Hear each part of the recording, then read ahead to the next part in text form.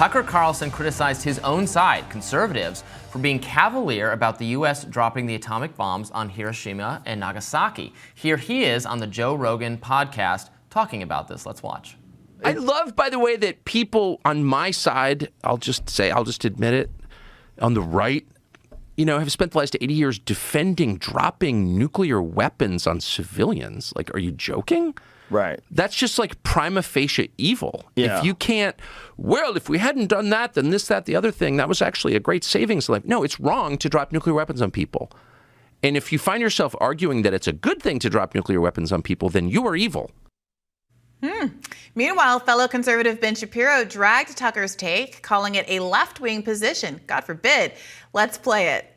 It is mutually assured destruction and nuclear deterrence that has kept the world largely from sinking into another World War III-like mass casualty morass because of the horror of dropping the nuclear bomb on Hiroshima and Nagasaki in the first place. By the way, when he says things like, how exactly would you justify, why are we talking about how many lives it would save? It's just wrong to drop the bomb. Well, no, actually, if you end up saving more lives than are cost by the dropping of the atomic bomb, then it is morally justified to drop the atomic bomb. And that happens to be the reality of the situation.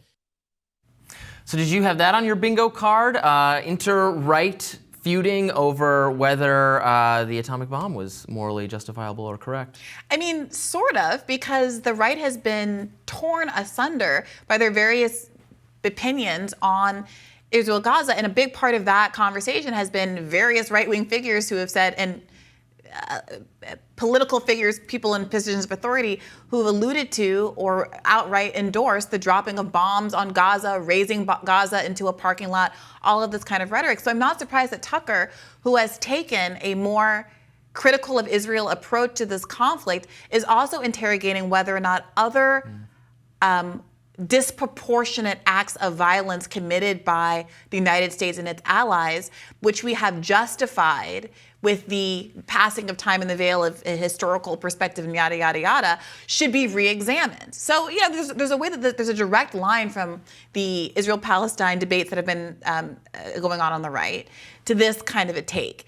But it is especially powerful, frankly, to hear it from someone like Tucker Carlson, who carries so much authority on the right, who is willing at various instances to say, I think that my political cohort is wrong on a specific issue, saying it in the space of Joe Rogan, who himself has a great deal of authority and influence with people who can see themselves as independent-minded or who identify politically as independent, is a very big deal and represents, I think, a pretty significant shift in opening up or shifting the Overton window of acceptable discourse. Because 5 years ago, I could not imagine saying something like, oh, yes, America should not have dropped nuclear bombs intentionally on civilian populations and not have gotten a huge amount of pushback from the right.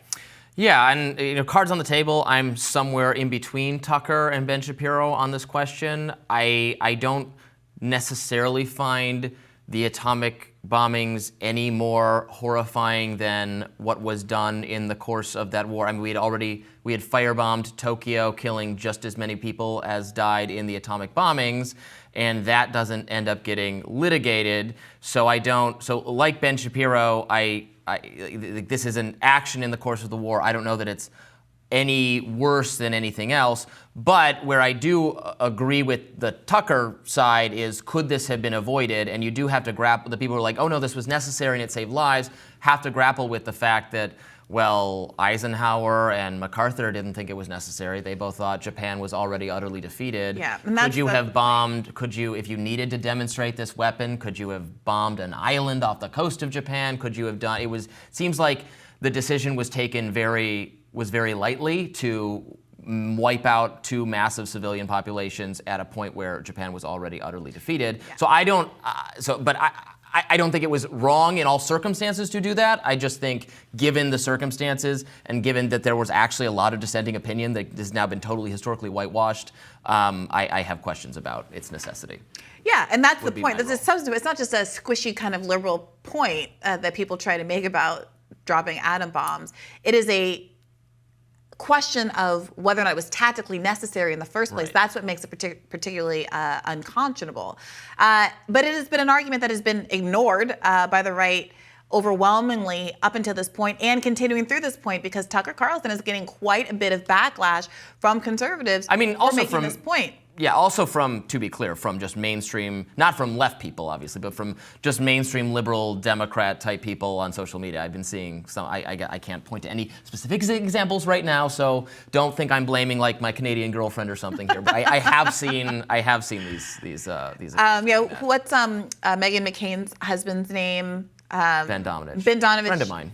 Was very critical of Tucker Carlson's take Tucker here. yes. I am curious what you make of his generalized realignment. But before we continue this conversation, we should also mention there was another part of this interview that went viral for very different reasons. Tucker Carlson and Joe Rogan got into the topic of evolution, and Carlson expressed some skepticism that the theory is real. Let's take a look. I think we've kind of given up on the idea of evolution. The theory of evolution as articulated by Darwin is like kind of not true. Right? In what sense? Well, in the most basic sense, the idea that, all life emerged from a single cell organism and over time, and there would be a fossil record of that, and there's not.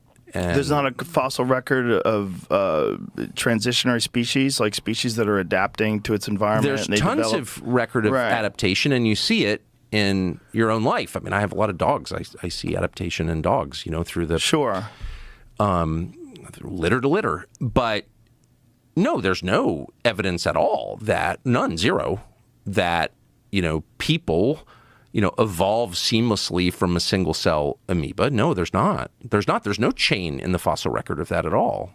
And that's why you don't actually hear people, you hear them make reference to evolution, because the theory of adaptation is clearly, obviously true.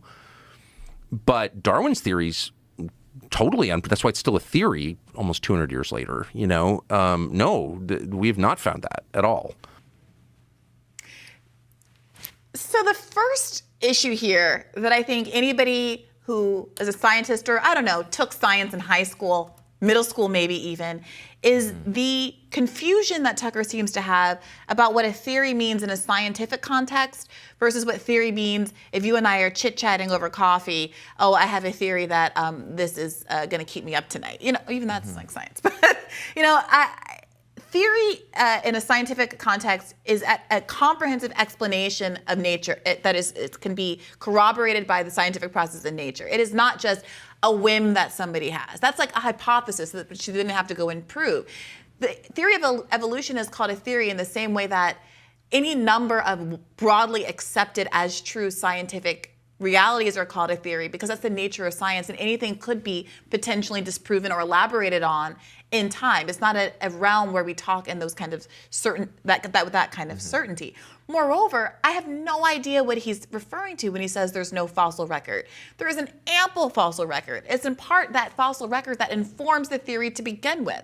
He seems to add a qualifying word in there, like a complete fossil record, making the argument that if there's a missing link at any point in the entire evolutionary chain from amoeba to human being, that disproves evolution, as opposed to being evidence of the fact that the world is we've had hundreds of thousands and millions of years of evolution, and things degrade. We're carbon-based life forms, where it's a miracle that we have fossils to begin with because of the realities of sediment seeping into bone and preserving them in the way that they do. Like, what is he talking about? Okay, so I've encountered this argument before from the right. Ann Coulter wrote a book that had a significant section of it about this, the evolution debate. But so they're not saying, I'm just summarizing what the argument is. They're not saying that evolution is not true, or that like evolution doesn't take place or adaptation doesn't take place. They're just saying that they don't buy the evidence, or they don't think there's sufficient evidence that we all came from the same single cell organism, that there's a beginning, and then that thing split into a bunch of things, and those split into a bunch of things, and then we have human beings and everything else today. That not that you don't have an organ, like, I don't know, the dinosaurs changes, you losing feathers and being the progenitors of birds and those kinds of things.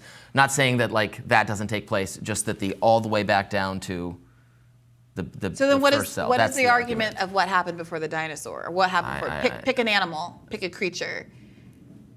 I mean, I think it is. Is it that the argument that there were two It's an argument for instances of intelligent life? design. It's an argument for Right. intelligent design. So I continue to listen to the quote, and But it's not an argument that evolution doesn't take place. It sounds like he's trying to have it both ways. If you believe in intelligent design and you believe that the Earth was formed 6,000 years ago, or whatever your spiritual teaching teaches you, you're allowed to believe that. But it does feel like he is blurring the line, saying, "Well, sure, adaptation is real. I want to buy into a certain degree of there being science, which is the fossil record demands, and your dog's adapting over generations demands. We can all empirically observe. There are religious people who think, yes, 6,000 years ago or whatever, and all life was sprung into existence basically the way it is now. But that isn't. I don't even think that was the argument being made there. It's that was an argument that at some point in the past, God or a divine entity created life, and we are descendants of that life. Look, if you again, I'm just telling you what the theory is. I have friends who are religious who will say the Big Bang is God. The unknown of what existed before is God. That evolution is God's plan. That God did evolution. Right. That God set the clock in motion. The divine watchmaker. That's deism. That's all our fine. founding. Like, that is not inconsistent with evolution. People have religious practices that are not, and beliefs that are not inconsistent with evolution. But going on the most popular podcast in the world, at least in America, I don't know, and saying evolution isn't real, there's no evidence for it in the fossil record, adaptation and evolution are different things, playing some weird kind of semantic game. I mean, what do you think he was trying to actually say there? Sounds like you got to get back to Mesopotamia, start digging up some more fossils. You want to make your case? Mesopotamia, maybe we're East missing Africa. The Rich Valley. I don't know where they are. We're missing the stage in between the troglodyte who crawls onto the beach and dies, and when does its tail become legs or something like that? Until they find that fossil, I'm not sold, Briahna. Yeah. All right. That does it for us for today. Tomorrow on Rising, we will relitigate the fossil record in even greater detail. Every segment of the show on this topic. Mark my words. All right. Be sure to like, share, and subscribe so you never miss any content. For those of you who like to listen while you're on the go, now available anywhere you listen to podcasts. Bye-bye. Take care.